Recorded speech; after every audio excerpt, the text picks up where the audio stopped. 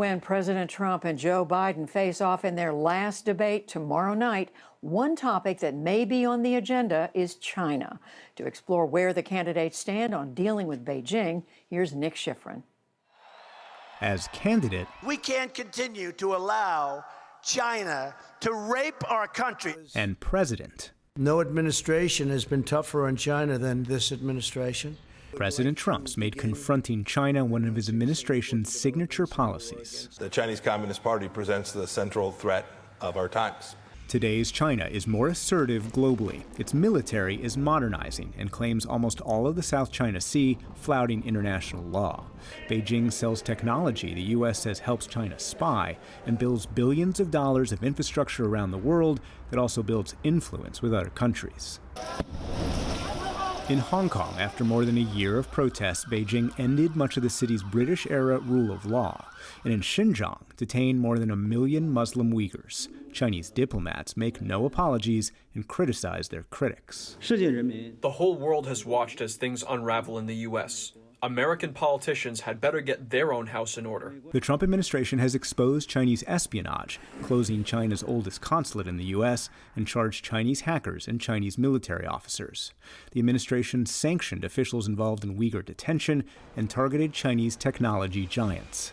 While the administration confronts China, President Trump has personally praised China's leader Xi Jinping. I call him king. He said, but I am not king. I am president. I said, no, you're president for life, and therefore you're king.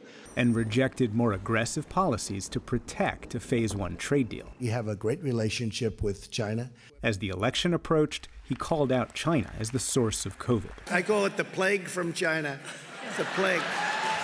The Biden campaign accuses President Trump of trade policies that have hurt U.S. farmers and for not emphasizing human rights enough or working with allies.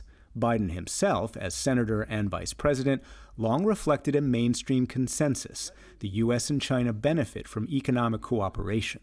I believed in 1979 and said so, and I believe now that a rising China is a positive development.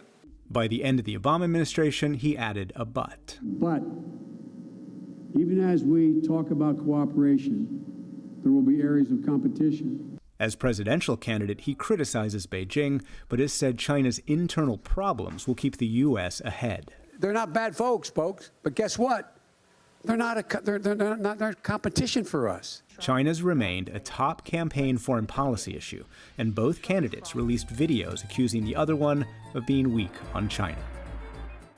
So now we turn to a debate over China policy. Michael Pillsbury advises the Trump administration on China policy and directs the Center for China Strategy at the Hudson Institute. And Christopher Hill had a 30-year career as a diplomat and served as Assistant Secretary of State for East Asian and Pacific Affairs during the George W. Bush and Obama administrations. He supports Joe Biden. We asked the Biden campaign to participate in this segment, but they declined. Welcome to you both to the NewsHour. Michael Pillsbury, let me start with you with the overall question. Has President Trump's policy toward China advanced U.S. interests?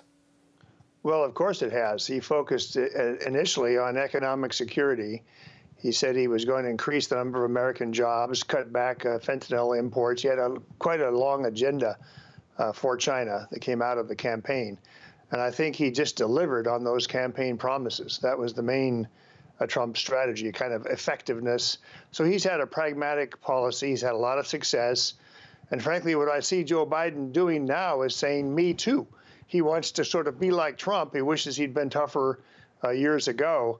One very sad thing, though, is when Vice President Biden in February this year used the word thug to talk about Xi Jinping. This is not the way a statesman should behave. And President Biden, if he wins the election, is going to have to back down and apologize to Xi Jinping for calling him a thug if he wants to make any progress, it seems to me. Ambassador Hill, we're going to get to some of those criticisms of Biden, but I want you to answer that first question as well. Has President Trump's policy toward China advanced U.S. interests? I don't think it has. Certainly, there are huge problems in the China relationship, not the least of which is that the concerns about China are shared by a vast majority of the American people right now. But the question is, what are you going to do about them? And so far, I see a lot of sort of dueling press conferences, but very little effort to sit down and resolve problems. I think in foreign affairs, you always have to look at where you're going with something and what are we going to do next. And I don't see a strategy there. This is quite a typical thing with the Trump administration. There's a lot of noise, sound and light, and there's no strategy. So I want to know where this is going. And frankly speaking, is this a country with China that we really should be living in enmity with? And I think we need to be very careful how we proceed and keep in mind what our objective should be. Michael Pillsbury, you just heard Ambassador Hill just say that the Trump administration has no strategy. Let's go through some of what the Trump administration has done. Let's start with trade. The Biden campaign has accused the administration of pursuing trade policies that have hurt farmers and that haven't actually improved Chinese behavior. Well, I saw an interview Senator Biden gave. I used to know him when he was a senator, sorry. But he said he'd keep all the tariffs except for a few of the agricultural tariffs. So this is what I mean about Me Tooism from Joe Biden, that he supports the framework of the Phase 1 trade deal. He's praised it. He has not yet endorsed what other Democrats are doing on the Foreign Relations Committee, Finance Committee. All the ranking Democrats have endorsed a $350 billion sort of strategic plan for dealing with China over the next 10 years.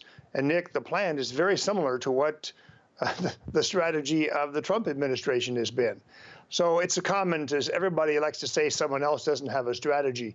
But what President Trump does have is a 95-page detailed trade deal that's working. The Chinese are making the purchases they promised.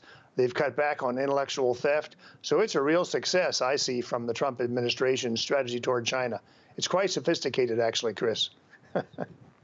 This is not the first time in human history where one country has asked the other country to make more purchases and the other country has made some more purchases. And certainly we have a situation where the Secretary of State, when he isn't calling the Chinese names or where he isn't sort of implying that what we need is the end of the Chinese Communist Party, he's certainly not meeting with his Chinese counterparts. He hasn't been to Beijing for some 2 years. This is not the kind of relationship we should be having with a country that, to be sure, it's been a relationship characterized by a lot of competition over the years, but also a lot of cooperation. And we're not kind of seeing any rhythms of cooperation happening. We're not really seeing the U.S. and China find any kind of common ground. I have no problem with going after China on issues of IPR, and I support a lot of this, which, by the way, didn't begin with Donald Trump, but I support a lot of this tough trade policy. My concern, however, is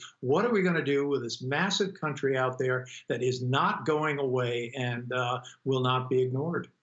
Ambassador Hill, I want to switch to human rights. The Trump administration has sanctioned Chinese officials and businesses involved in the Uyghur crackdown, as well as in the Hong Kong crackdown. What's wrong with that, do you think? It is absolutely essential for the U.S. to stand up for international rights, for human rights. Where I really feel that there is a lot of scope for doing more is to work with other allies. But as it turns out, of late, we don't have other allies. We don't have a president who's willing to work with like-minded countries.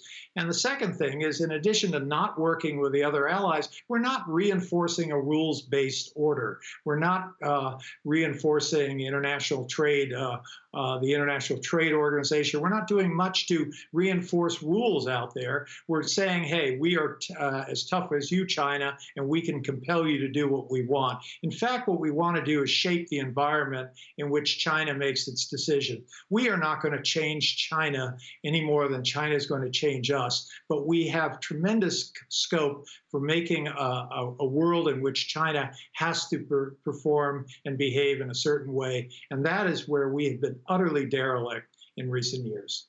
And Michael Pillsbury, quickly just respond to that criticism from Ambassador Hill and from others that while the Trump administration has worked with allies in Asia, European allies feel like the Trump administration has gone it alone when it comes to China.